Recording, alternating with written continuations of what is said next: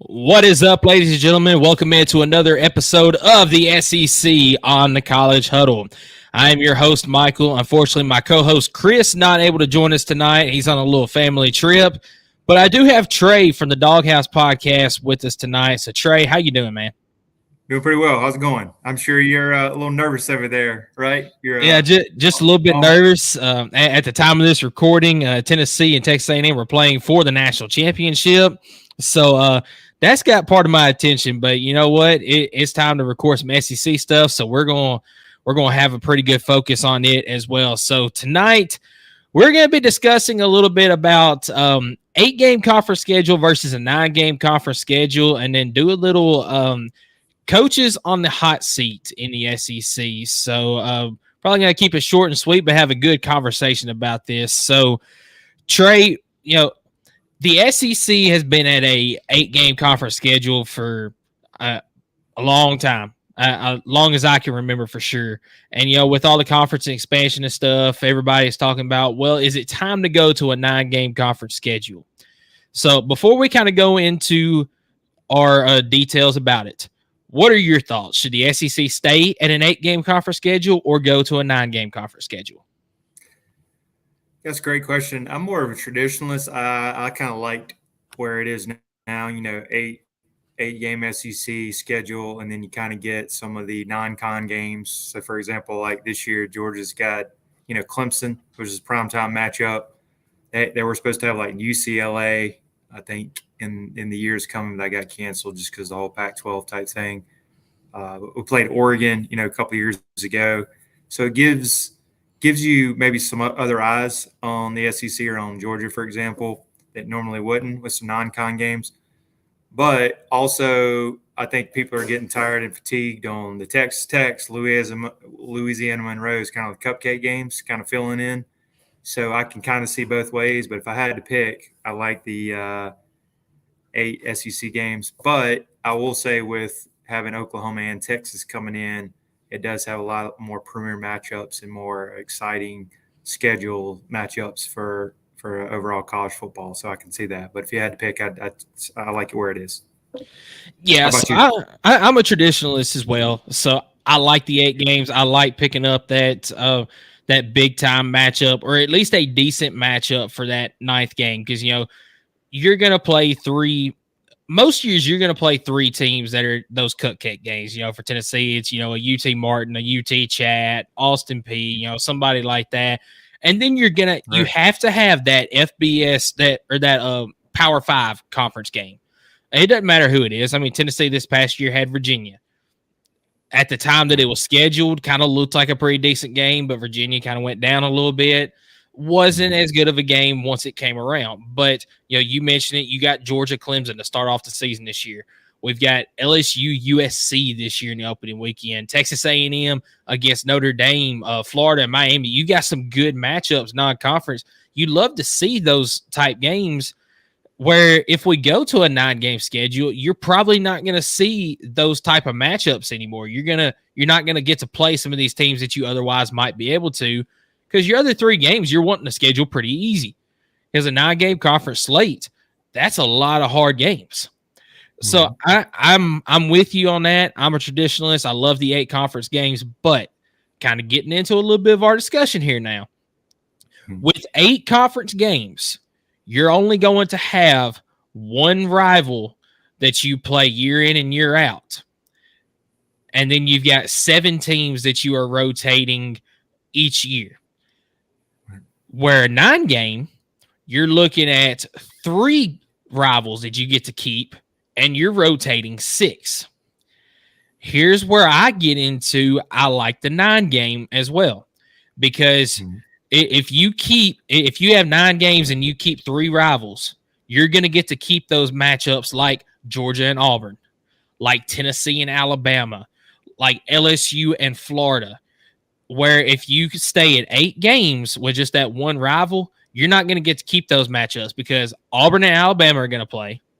Tennessee is probably going to be Vanderbilt. Georgia's probably going to be Florida. I mean, you're going to have, and those are still some good matchups. Well, Tennessee, Vanderbilt's not, but that's side story. But you're going to have those good matchups right there. And then, yeah, every other year you're going to get to play that team again. But that's one of those games that you want to see year in and year out. And that's where I like the 9 game as well, is because you get to keep a lot of those matchups. I mean, Georgia and Auburn is a premier matchup. I mean, it's the Deep South's oldest rivalry. That's what the rivalry is called. And I don't want to see those type of games go away. Yeah. Completely agree. One that we're going to miss this year is we played Georgia, South Carolina for years, and Columbia is pretty close to Athens. I'm here in Charlotte, so that's always one of the closest ones, so I'll miss that one. One I wouldn't mind maybe scrapping, and I know a lot of people say it's a rivalry game, but it's not anymore, is like, let's say if we drop Georgia, Georgia Tech, it's kind of always that little roadblock, little stumble in the road right before SEC championship game. Georgia's been in there recently. They played as competitive, but, I mean, we have some crazy – I think I forget what it is, 50-something, 16. It's not one. I think last time we lost was Paul Johnson gave us some issues with triple option. So just saying, if we lost that one, I wouldn't miss it or cry or anything. But I will say, some of the matchups definitely. I think Georgia Florida is always going to be their big one for us. Georgia Auburn will probably keep. Then there's those kind of those kind of flip games, maybe like Kentucky. They're saying, even though I don't really see them as a rivalry either. I always like playing Tennessee, but that's a good look at the schedule for sure. I feel like Tennessee and Georgia, as of recently, going back mid '90s, early thousands, even going into the 2010s. That was a good rivalry. Now, here lately, it's been kind of one-sided because Georgia is just unbelievable, and Tennessee's been down some. Now, I hope that here in the 2020s that the rivalry is going to be a little bit closer, be competitive games. But, as of late, it hadn't seemed like much of a rivalry. But, the Philip Fulmer and the Mark Richt days, and those were some fantastic games right there. So, I would probably consider. I believe you guys had an 8-game. You guys had an 8-game win streak. I believe you're giving us fits for a while. Yeah, so I would consider Georgia as one of those type rivals for us. But I think for Tennessee, it would be obviously we want to keep Tennessee, Alabama.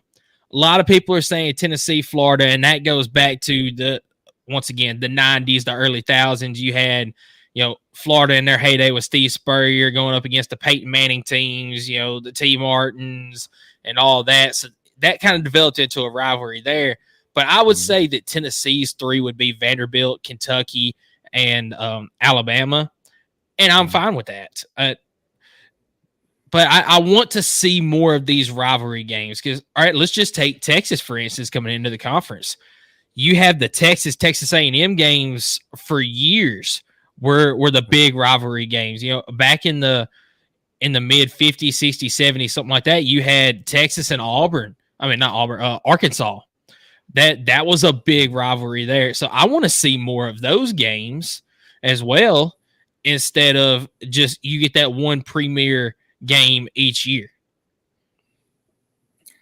Yeah, completely agree. Another one like for Georgia is we still haven't gone to College Station, Texas A&M. They've been in the league since what, 2012, I think. or whenever. Yeah, I mean we're going to Texas, so that's another one. They've came to Athens when Jimbo was there. When Jimbo was there, I believe it might have been one of the COVID years, 2020, 2021, I forget. But yeah, I mean we still hadn't visited or went on the road to all the SEC games. Also, potentially Georgia, Florida, getting a home and home with the renovations to Jacksonville. So that could be a reason for Georgia fans to go to Swamp, and Florida Gator fans could go to Athens. So. Okay, a little bit side note here off topic. I want to ask you about that game against Florida. Would you prefer having it home and home each year, or do you like the neutral site there in Jacksonville?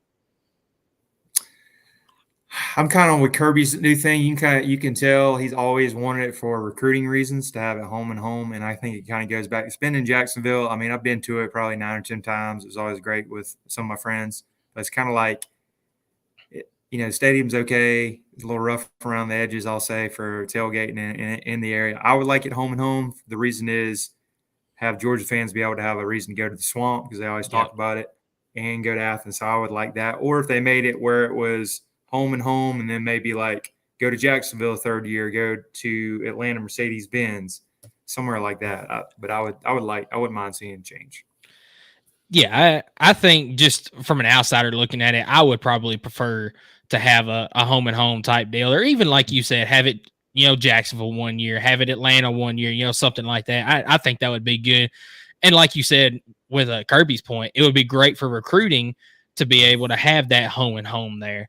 But you mentioned Texas A&M. Y'all haven't gone there since Texas A&M came into the league.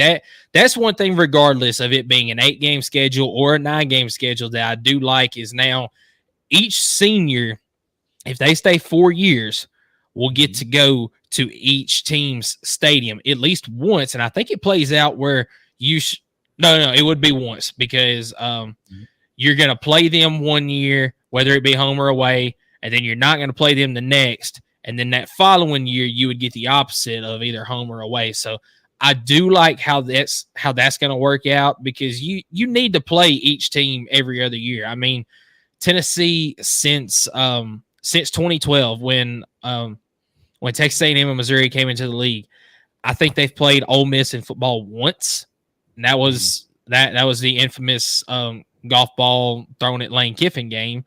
I mean, it's teams like that. You've only played them once in it's 12 years now. I'm not sure who Georgia. I know Georgia's got to have a team like that. You've only played once in 12 years. I mean, you're going to get to play each team twice in 4 years and get to travel to the other team's stadium. That, regardless of if it's 8-game or 9-game, or 9-game, I love that right there for the SEC.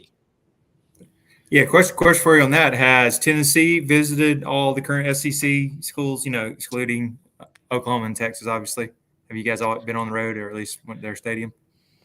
That is a very good question that I'm not 100% sure about. I put you on the spot. I always hear about Texas A&M from Georgia fans, so that's why I was asking. I know Tennessee has gone to College Station. You got the 2016 year where Tennessee started off really well. That was the Josh Dobbs nail boot year, whatever they call it, at Georgia. But following game, played against Texas A&M, got beat in that game in overtime. So I know we traveled there. Traveled to LSU. I don't believe in that stretch we traveled to Arkansas. I know we go to Arkansas this season. Have you been to the Grove? You're missing Ole Miss. Have you played there? Okay, we have not gone to Ole Miss. So we hosted Ole Miss. Okay. So maybe that's the team I'm thinking of. But yeah, it's crazy. Just, you can go down any team and be like, well, how many times has this team played this team? Have they gone to this place? It's crazy that it worked out that way with the conference slate. Oh yeah, sure. Yeah. So overall, I think no matter if you stay 8-game or you go to 9-game, there's gonna be good things on either side. There's gonna be some things that people don't like.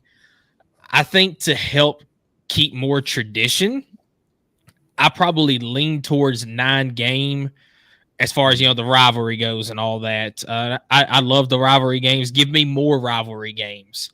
I was listening to a podcast not too long ago. They were talking about trying to spread some of these rivalry games up from the last, you have rivalry week as the last regular season week of the season, trying to spread those throughout the year. Keep all of them on that one weekend for me. I like going back and forth between all of them. Georgia Tech, even though it might not be a premier matchup, that's still a rivalry game. Tennessee Vanderbilt is another one, not a premier, but that's a good rivalry game. You got Auburn, Alabama. You got Ohio State, Michigan. I believe it's going to be Texas A&M in that last game of the season. But I mean, you got matchups like that. Give me all of those on that one day. But then also give me the Georgia Auburns in the season, the Tennessee Alabamas, the LSU Floridas, the Texas Arkansas. Give me all that scattered throughout the season as well. So that's why I think I lean more towards a 9-game, the way it plays out that way. Yeah. And speaking of that, they're switching up this year. They're actually playing Georgia Tech on Black Friday. It's going to be a night game in Athens. I don't think there's ever been a Friday night home game in Athens. So that's going to be really interesting. It's against the Nerds, but still, time game on Black Friday. So it's switching it up, I like it. And one that really puzzles me, why would they move the Egg Bowl off of Thanksgiving? Yeah, I did see that. Yep. I know I hadn't seen as much from Mississippi State fans, but Ole Miss fans are mad about that. They love having the Egg Bowl on Thanksgiving. I love, you get done with your Thanksgiving festivities, you're hanging around with family, and hey, let's turn the Egg Bowl on the TV. That's the highlight of my Thanksgiving, because I'm not an NFL fan.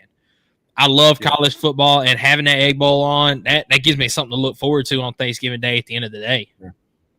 Yeah, usually during those NFL games, taking a nap after a turkey coma. But yeah, I do like that, and it's usually like kind of like rainy too. Remember, it's kind of like muddy. It's a nasty game, and they hate each other. And what was that one a couple of years ago? The dude like lifted his leg up like he was, I mean, just stuff like that. It's just they hate, big rivalry games. It's great. And that's one of those rivalries that anything can happen. I mean, you saw a couple of years ago, rest in peace, Mike Leach, but that was a Mississippi State team that wasn't very good. And Ole Miss, I think that was one of the years where they won 10 regular season games, or maybe it was 9. It was one of those years, but Ole Miss was the clear favorite in that game. And I think Mississippi State, Mike Leach, they went into the Grove, if I'm not mistaken, and pulled out a victory in that one. So, I mean, anything can happen in that Egg Bowl. Oh, yeah, for sure. It's always a competitive game. As they say, it's one of those throw all the record books and everything out. I do have one other question you might be able to answer, just because I hadn't really looked at all the scheduling, ruling, and everything. So what is it for the SEC championship game? Let's say, for example, Alabama, Tennessee, and Georgia all had one loss.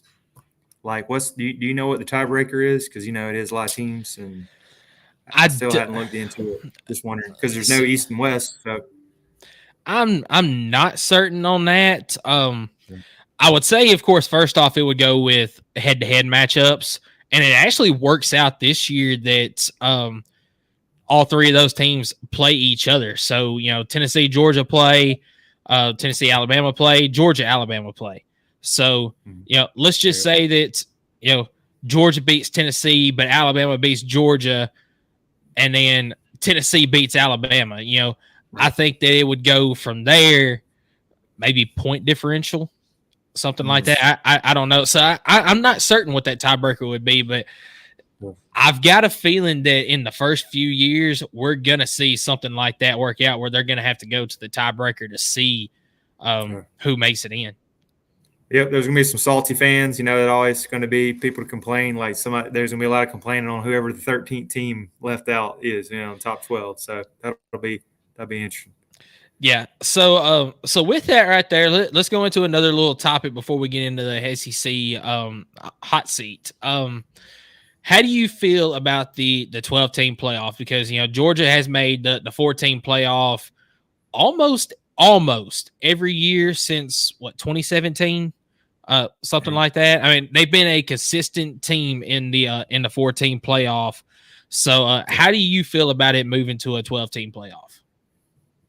Yeah, I mean, first off, last year was tough. We lost the game that we couldn't lose. I know it was a lot of debate. Alabama went from 1-6, 8-4. Georgia went from 1-6, one of the biggest jumps for number one team. But you didn't win the SEC championship game.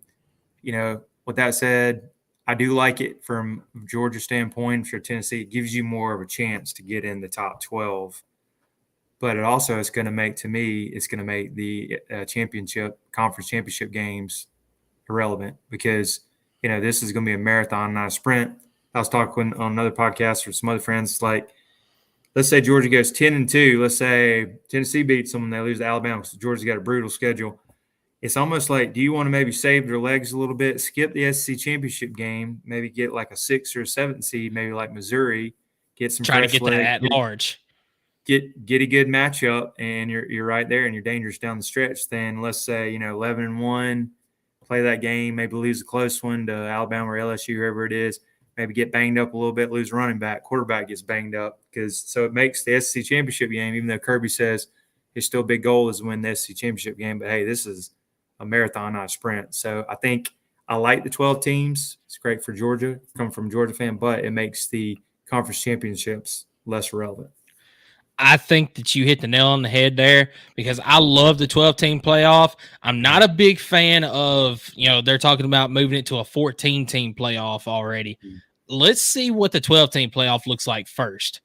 I think that the 12 team is a great thing, but I also agree with you. It's going to make the conference championships kind of irrelevant. The only thing that you're playing for at that point is the first round bye. And honestly, this is another thing. Do you want that first round bye? Because the first round of the playoffs, the games are going to be at the higher seeds home stadium.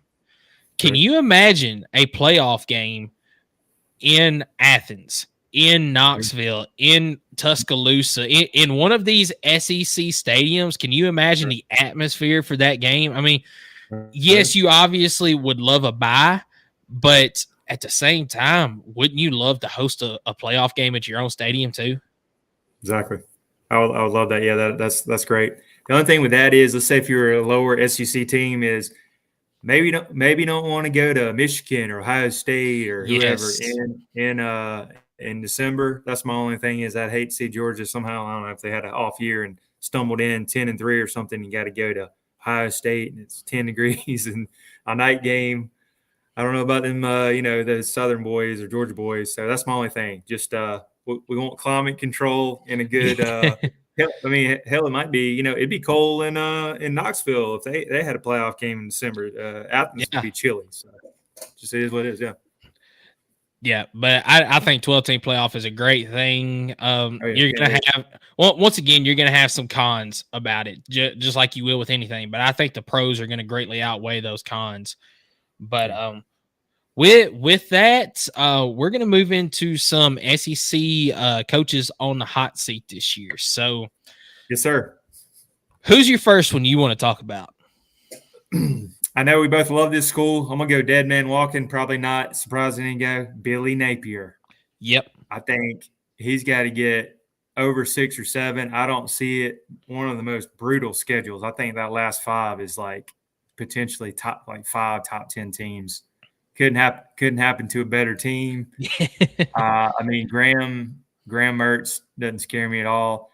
They might start. I think that the tough ones are on the back end, but they might start out 2 or 3, or maybe win one he's not supposed to. But he's probably looking at 4-8, 5-7, and this is his 3rd year. It's important. I know they're trying to give him patience, but also who are you going to get? I'm sure you'll hear Dion and some of the flashier names, but I think you got to start out with him in the SEC's Billy Napier. Yeah, so Florida's schedule, they start off the season at home against Miami. You play against – yeah, and I think that's a game that Billy Napier – it's almost a must-win game in week 1, because if you don't win that one, and I'll go down the rest of the schedule, it's going to be hard to get to that 6-7 win mark if you don't win that one against Miami. So you got that one in week 1. Mario Cristobal needs to win that one too. He's got a little heat, I think. And I think that's what makes this matchup really intriguing in week 1, is because you got 2 coaches that it's a must-win game in week 1, and you don't see that often. So you got Florida, Miami. You got Samford in week 2. This should be an easy win. Then you bring in Texas A&M. This one's interesting to me because you got first-year head coach Mike Elko for Texas A&M, probably still trying to figure some things out at that point. I think Texas A&M's got a little bit more talent on that roster, but I think that's a game that Billy Napier could sneak up and win. That's almost another must-win type game for Billy Napier. Then you travel to Mississippi State, another first-year head coach in Jeff Lebby. I think that'll be an interesting game. Another one there, if you're Florida, you've got to win. You host UCF in week 5, or you got a bye week before you play UCF. But Gus Bus. Yeah, and I think that's a game that UCF could very well go into Gainesville and win. I keep saying must win, but all of these games towards the beginning of the season are must wins for Florida if you're going to get to that mark. Because then you get into the meat of your schedule. You travel to Tennessee on October the 12th. You host Kentucky, who's had your number for the last couple of years. Then you play against Georgia in Jacksonville. You go to Texas. You host LSU, host Ole Miss, and travel to Florida State to end the year. Brutal. That's tough, man. Yeah, one of the toughest schedules, if not the toughest schedule that we have ever seen in college football. I've said it multiple times, and I'll say it again. Billy Napier had one of the toughest jobs to do coming into Florida because on his way out the door, Dan Mullen threw up the double birds and said, screw all of you. I'm going to take this program down to the bare minimum, and y'all are going to have to rebuild it. And, Billy Napier, he's done about as good of a job as he can. But for Florida standards, it's not good enough what he has done. So I think I'm right there with you. If you don't at least get to 500 with this schedule, then I think you're gone, especially with the lawsuit that has come out from Jaden Rashada against the Florida collective and Billy Napier personally. If it was me, if I was Florida's athletic department, if I'm not happy with Billy Napier, then that would have been my excuse to say, hey, we don't want you anymore. But you also said it. Who are you going to go get? Exactly. Who's going to come to Florida? Yeah, I think Florida fans puts it at a higher bar than it used to be. But if you really look at it, they haven't really done anything since Tebow was there in 2008. They've struggled a lot, went through several coaches. Muschamp, who was it? You got you got Napier now. You got Dan Mullen that was there. Jim McElwain, we call him Swamp Monkey, even though he won the East. But it wasn't great. Also looking at it here compared, I think I was looking at this coaching hotseat.com. I think he's getting 6.9 a year, so I'm not sure what his contract is. So that's not going to be fun with the buyout. I know he's in his third year. But here's a question real quick, Michael. What does he have to do to stay? If he gets 7 wins, somehow pulls it out 7-5, he stays, or what do you think saves him? I think with this schedule that he has got this year, if you can go 500 and make a bowl game, I think you keep him around. But I think you've also got to win a game, which really there's multiple games that if you win, you're going to be an underdog in that game. I think Texas A&M, you're going to be a home underdog against Texas A&M. And if you pull that one off, I think you're making yourself a decent case to be able to keep your job. A game like that, I think Kentucky, now we'll see where both of these teams are when we get to this point in the season, but on October the 19th, if you play against Kentucky and beat them, a game that you're likely to be another home underdog, I think that's another good case. And, of course, if you go into Knoxville and you knock off Tennessee, because Tennessee has struggled against Florida. They've got 2 wins in the last, 17, 18 years, something like that, and both of those were at home. If you happen to go into Knoxville and knock off Tennessee, I think that's your job's secure at that point, unless the rest of the year you just go 3-9. So I do think if you hit that 500 mark, I think that buys you 1 more year at least, but you got to start showing some improvements. What do you think? Completely agree. I just like after you said that those last 5 games, man, that's murderer's row, and might come down. Let's say if it's 5 and 6, and Florida State is a bit. When you ask any Florida fan who the one they want to beat, they usually mention Florida State. The ones I've talked to. Let's just say he's 5 and 6, and let's say Florida State blows the wheels off of them, beats them by 3 scores. I forget where the game is. He might not make it back, or they might be having a press conference that Monday because 5 and 7, you missed the bowl game, just got blown out by one of your biggest rivals. Might be the nail in the coffin. Yeah, and that'll be tough because that one is in Tallahassee this year, so it'll be tough to get there, but. Yeah, Billy Napier, absolutely number 1 on the list, in my opinion. Number 2, Sam Pittman. Sam Pittman, he had some really good years to start. He won games that he probably shouldn't have, and caused some high expectations in Arkansas. Now, he has had the unfortunate injury bug hit the last couple of years. It's kind of hindered him some, but at the same time, this is a guy that is very good, or is supposed to be very good when it comes to linemen, especially the offensive line, and had an absolutely atrocious offensive line this past year that nearly got KJ Jefferson killed on numerous occasions. If you can't protect your guy in the backfield, you're not going to be able to do anything. And that defense too, last year was, I mean, couldn't hardly stop anybody.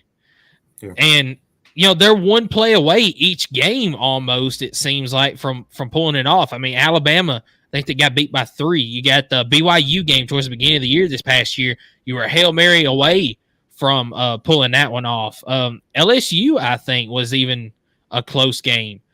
So I mean, I think they were 4-8 this past year, and you were 4 or 5 plays away from being 8-4. But shoulda, coulda, wouldas. You've had a couple of years in a row where you hadn't met the expectations that was put out for you in the preseason, and I think that Sam Pittman could be mid-season out the door. Yeah, completely agree. I think he had a lot of hype around him. I remember 2021, the Georgia game. They came into his big-time matchup game day, and they were undefeated. I think it might have been a top 10, top 15 matchup. I was at that game, and Georgia blew the wheels off of them, kind of exposed them. But they were 4-0 at the time, had a lot of hype behind them. And I think the bottom kind of fell out, and they didn't finish that strong. And Sam Pittman, 23 and 25 from my stats here. Yeah. Getting 6.3 a year. First off, great guy. I think he's a great Arkansas guy, like great person, great recruiter. I think I absolutely love Sam Pittman as a person. Yeah, he is. Good on the mic, by the way, on his press conferences. And I loved him at Georgia, man. He got we had the best O-line recruiting ever at Georgia. I mean, he was lining them up. I hated to miss him or when he left. But, hey, if he takes the L, just go ahead and say this. I don't mind. Hey, you want to come on back to Athens? I'd take you in a heartbeat. Oh, yeah. So, yeah. He's great. He's great on that end. But, yeah, he's back against the wall. I'd say him and Napier are about even on a hot seat. But you never know. I'm pulling for him, but we'll see. Georgia doesn't play him this year. I hope best for him. Yeah, Tennessee does play them. So here's Arkansas' schedule. You start the season off against Arkansas Pine Bluff. Then you travel to Oklahoma State in week 2 to face old Mike Gundy. So could be that would be a very good game. We'll see. We'll see what exactly happens in that game. Then hosting UAB in week 3. UAB is a tricky team, but I think that's one that Arkansas should win. Then you travel to Auburn. This is an Auburn team that I right now cannot figure out because you've got Hugh Freeze down there. I think that he's got Auburn trending in the right direction, but is it going to happen this year? We'll see. That's quarterback. I think is it Thorne is still the guy. He didn't blow my hair back. No, absolutely. But I think that's almost a must-win game if you're Arkansas in week 4. Then you travel to College Station.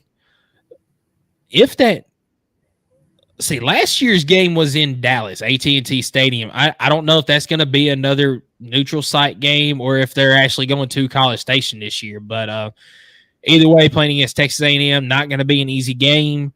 Then you host Tennessee. You host LSU. You travel to Mississippi State. You host Ole Miss, Texas, Louisiana Tech, and then travel to Missouri to finish off the year. So I'm looking right here at 3 wins as far as Louisiana Tech, Arkansas Pine Bluff, and then UAB. Mississippi State, I think, could be a win. We'll see where both of these programs are at that point. Auburn, a little bit of a toss-up game. And then you're going to have to pull some upsets. I mean, you got Texas A&M, Tennessee, LSU, Ole Miss, Texas, and Missouri. So it's not going to be an easy road for Sam Pittman. So I'll ask you the question first here. Where do you think Sam Pittman has to finish this year to have a chance to keep his job? Yeah, I think he'll kind of like Billy Napier. He'll have to go maybe 6-6, 7-5 would be great for him. Also looking at, I guess I didn't realize, is he's got an old name back from the program, Bobby Petrino at OC and QB.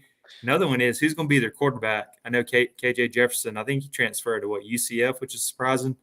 But they got some portal guys. But I think that's going to be where it starts. Is Bobby Petrino just was at Texas A&M, got him fired. I think that was a Jimbo Fisher desperation, got him fired. So he might be about to get Sam Pittman fired. But I mean, he is good. Got a little shady past, but he's good X's and O's, OC. But I think it kind of starts at who's your quarterback. You can kind of go from there. So that's gonna be the big question. Yeah. So kind of a side question here: if Pittman gets fired, do they give the job to Petrino, or do they go outside again?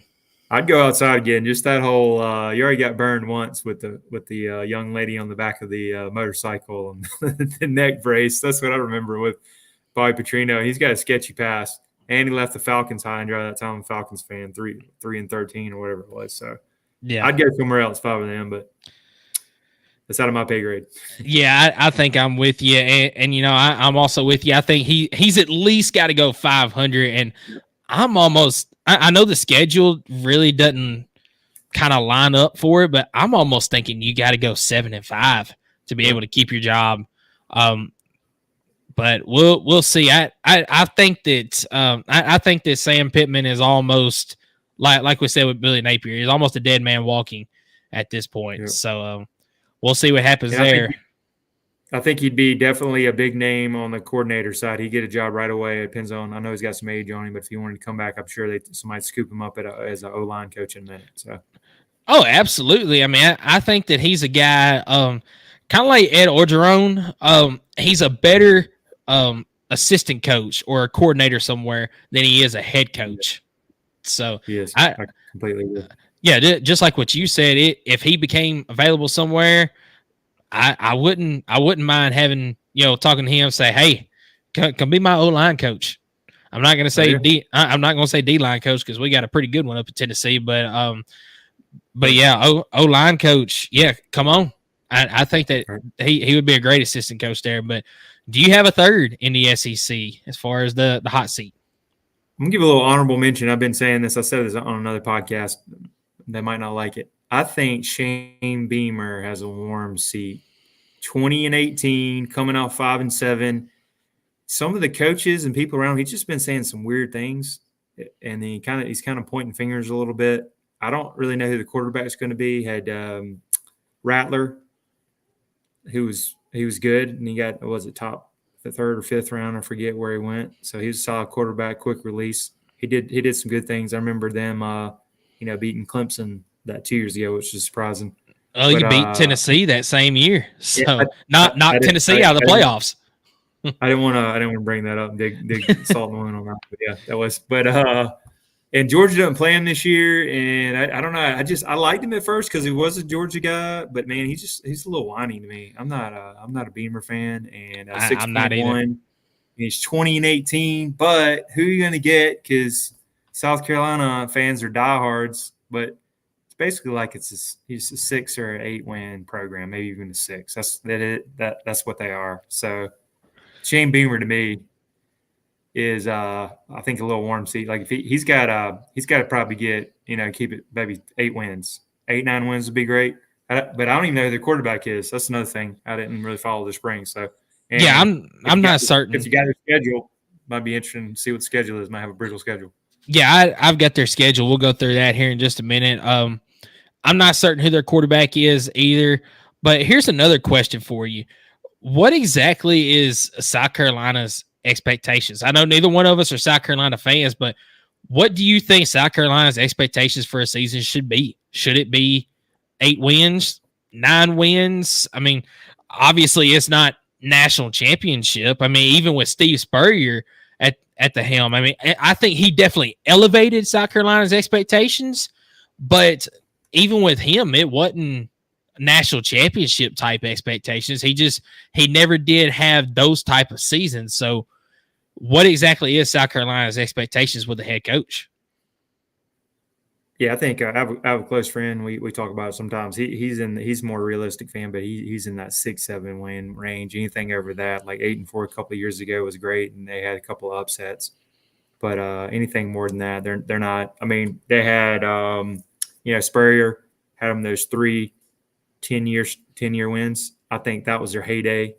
They knew that was a special time, but it's being right there. Clemson was a juggernaut, 2 national titles. They're still a good program, but I think then Georgia right there and Clemson kind of takes most of the big time recruits, and they struggle on the recruiting. They might be like top 20, but that's not going to get you 9, 10, 11 wins.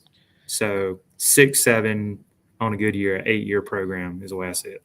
Yeah, I think I'm with you there. I think somewhere around 7-5, 8-4, around that mark, that's your expectation. And like you said, anything better than that is a huge bonus.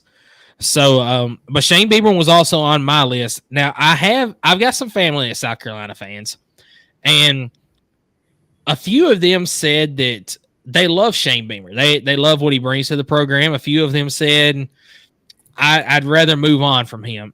I'm one of those that I'm not a big fan of him either. I think that he's weird.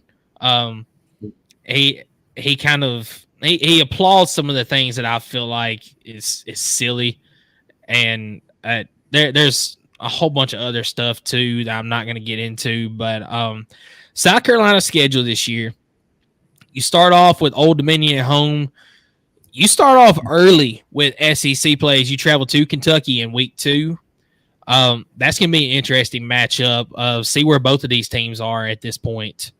Then you host LSU. It's not going to be an easy game before you play Akron. And then you go on a little 3-game gauntlet here too with hosting Ole Miss, traveling to Alabama, and then traveling to Oklahoma. And we'll see where Brent Venables has that Oklahoma team at this point in the year as well.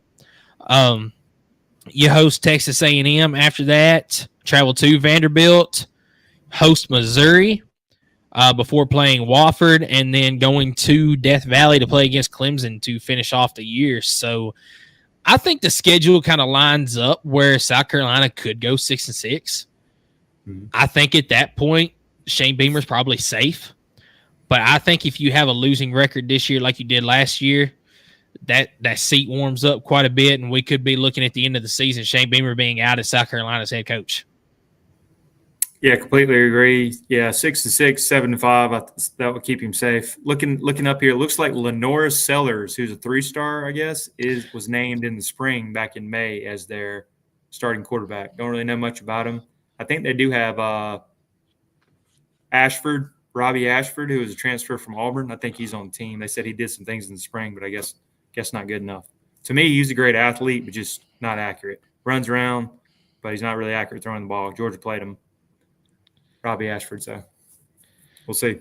Yeah, he's a fantastic athlete. I'm like you. He's got some things to work on in the passing game. Now that you say Lenora Sellers, I do remember that name. I didn't realize that that he was named the starter. But, yeah, I remember that name coming out of South Carolina. Shane Beamer, number 3 there. Trying to think right now. Oh, I do have a 4th one. Okay. Clark Lee at Vanderbilt. So, first off, let's get this on the table. What exactly is Vanderbilt's expectations each year? Because for me personally, you have to win your non-conference games. Yeah, you've got to play a Power 5 school somewhere in there. A lot of times Vanderbilt doesn't play a great Power 5 school. I mean, you had Wake Forest last year. They weren't great, but if your defense just wasn't god-awful last year, you probably go into Wake Forest and win that game. This year, that game is Virginia Tech. Once again, Virginia Tech, not a great program, but they're a program that is going to give other teams fits this year. So I think if you're Vanderbilt, you have to win your non-conference games. And if you can sneak up and get one SEC win somewhere, I think that's your expectation. So you're looking at what, 3-4 wins, maybe a 5th as your expectation. What do you think as far as Vanderbilt? Yeah, I completely agree. Looking at it, it looks like Clark Lee 9-27 in 3 seasons. It's Vanderbilt at the end of the day. They do struggle. I always heard. I mean, first off, last year with the the stadium, guys getting ready and covered tents or whatever it was. I heard the Georgia games like terrible. Field conditions. I know it was construction. I figured they didn't plan really well for that. And then, their heyday was James Franklin. I think they were very, very competitive, and they got some wins they probably shouldn't have, but they did. And then he's at Penn State now. But like I said, 3, 4, 5 win. If you can somehow get a 6-6 is great. You can put to the statue there in Nashville, but it's just hard to recruit. Vanderbilt, I do wonder why even they're part of the SEC, very good at academics. But I think they're kind of sticking their hand out being part of the whole SEC contracts and TVs. They're just happy to be there, kind of like maybe the overweight girl at the party. Hey, I'm over here meeting on food. I'm glad to be here, I mean, that's what they are. You see them on there. He's for a Georgia fan. You put them down as a W. I mean, they scored real quick last year, made it interesting. But we did get their top wide receiver, which was good. So, it's Vanderbilt, good at academics, but and I think they were good in baseball a couple years back, right?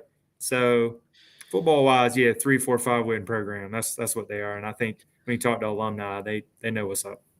Yeah, and I'm not gonna lie, I was really high on Clark Lee because the year before, he took Vanderbilt to 5-7. Now, granted, he took advantage of a bad bottom half of the SEC.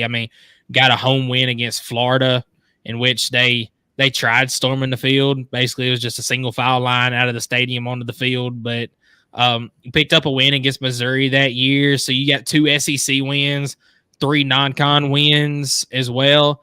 So, I was really high on Clark Lee last year going into the season. And then you pick up your first 2 wins of the season and then drop to UNLV and Wake Forest, and then just didn't even come close in any SEC game. So I think that seat is looking pretty warm for Clark Lee going into this year, and the schedule once again is not easy for them. You start off at home against Virginia Tech before playing Alcorn State. Then you go to Georgia State. Interesting. You can somehow go 2-1 out of those. Might be looking okay, maybe. Yeah. Then you go to Missouri before hosting Alabama. Hopefully, we don't have any defensive players say, Alabama, you're next, like they did last time, because that wasn't pretty. You go to Kentucky, and I tell you what, depending on where Kentucky is at this point in the season, that could be an interesting game between Kentucky and Vanderbilt. Then you get Ball State in the middle of the season. Look to hopefully pick up your 3rd, possibly 4th win of the season. Then you host Texas. You go to Auburn, host South Carolina, travel to LSU, and then host Tennessee to end the season. So brutal back end. Yeah, very, very brutal. But, depending on where South Carolina is at that point in the season, too, that could be an interesting matchup. And you do get them at home. So we'll see what Clark Lee does with this team this year. Like I said, I was high on him after the 5-7 year. Now I've got no expectations for Vanderbilt, but we'll see what happens there. But what do you think Vanderbilt has to do this year for Clark Lee to keep his job?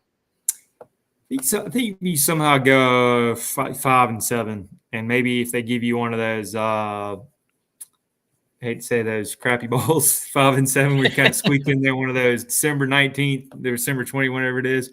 I think that would be a win-win. He'd stay. But you go 2, 3, 4 wins, and you're already 9-27. I don't know how much patience. It's Vanderbilt. That's just you'll probably have some interesting talks with the AD. I'll give him 4-8 this year. I think if he goes 4-8, as long as you win your 3 games against Ball State, Georgia State, and Alcorn State for sure, and then sneak up and get a Virginia Tech, a Kentucky, a South Carolina, a Missouri, and I don't know why I had Missouri in there because I've got Missouri going 11-1, 10-2 this year, but their schedule also lines up for it.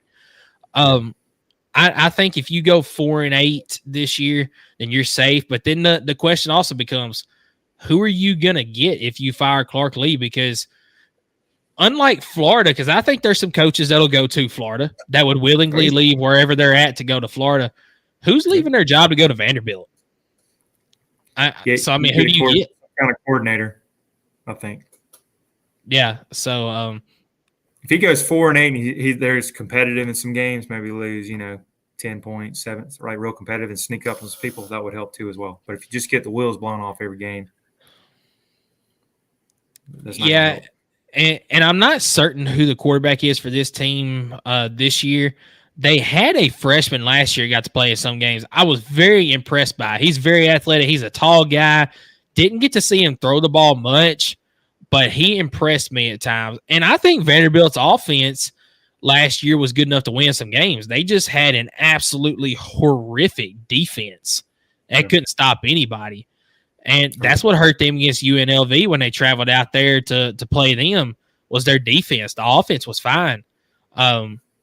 So I think that Vanderbilt's not terribly far from being a mediocre team, but it's one of those situations. You don't really expect much from Vanderbilt regardless. So, do you have any other names that maybe they're not on the hot seat for getting fired this year, but you kind of look at them like, hey, you need to perform well this year, otherwise you might be on the hot seat going forward? Yeah, I got one. This will be out of the SEC because there's so much hype around them. I mean, we're going to be ranked number 1. You probably know where I'm going. But Mr. Ryan Day out of Ohio State. First off, 56-8, but you've lost to Michigan, and that's a hated rival 3 straight times. Michigan won the national title, and Harbaugh bounces. Probably the best thing he could do to goes to the Chargers. And they're in win-now mode. Caleb Downs, huge transfer. We want him real bad. I felt like Georgia should have got him. Got Will Howard. Spent a lot of money in the portal. Got the kid from Quinshon Judkins from Ole Miss. That's right. So win now.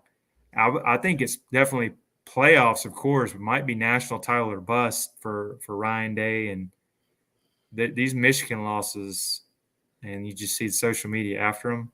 And then I know it was a bowl game and everybody cashed out, but what, three points against Missouri? I mean, that was a butt whipping in that bowl game, and that's all about culture. So I'm gonna go with Shane Beamer, top 4 semifinals or whatever the setup is, or bust or national title or bust. Like they're in win now mode. Like he's got to win. A lot of heat behind him.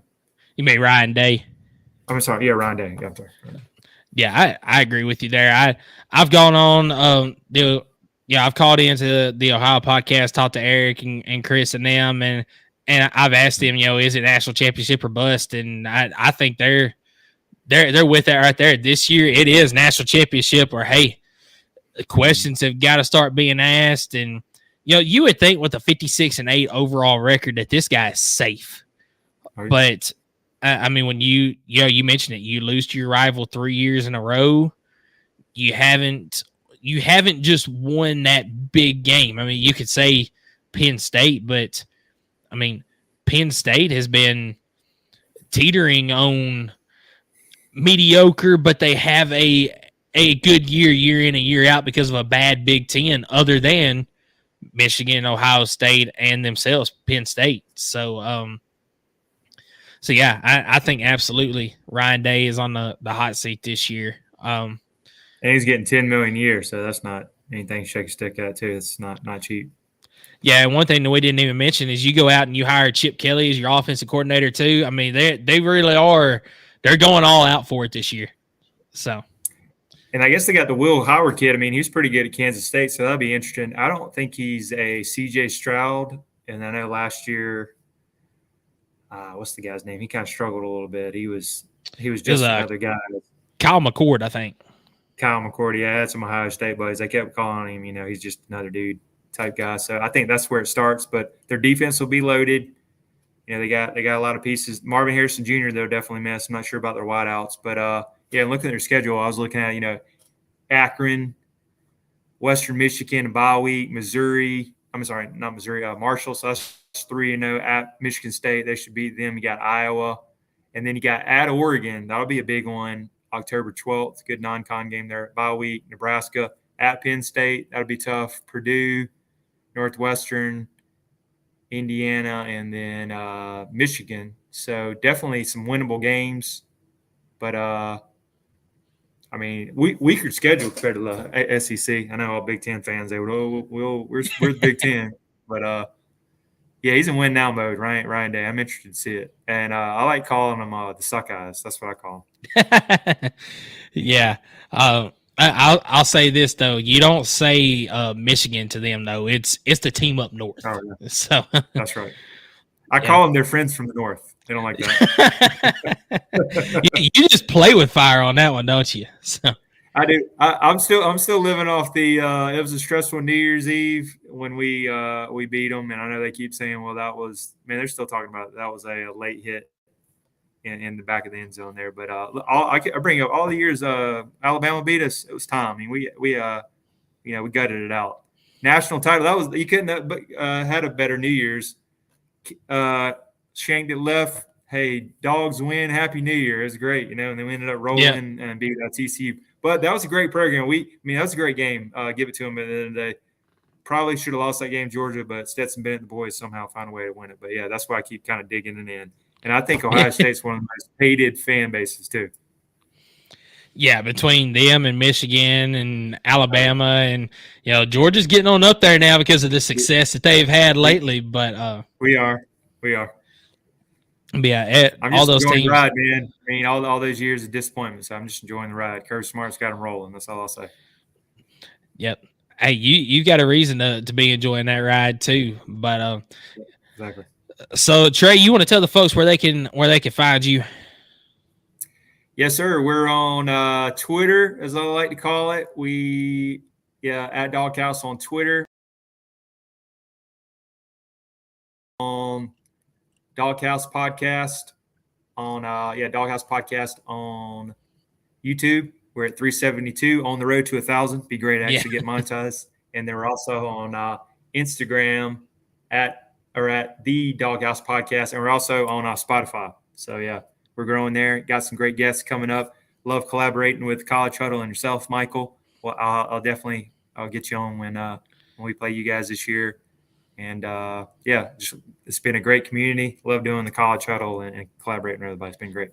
Yeah, the College Huddle is a fantastic thing. Being able to do collaborations like this right here.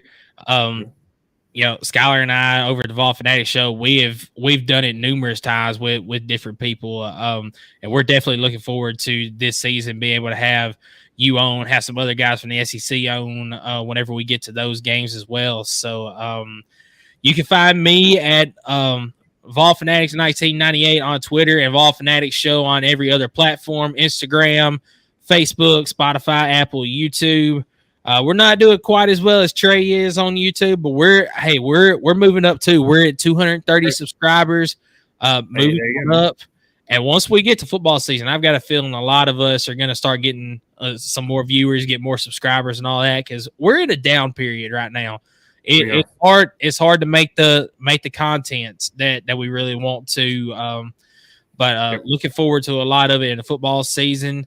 So Trey, appreciate you coming on this week. Looking forward to having you on again in the future. And guys, tune in next week, next Thursday night, as we have another episode of the SEC on the College Huddle.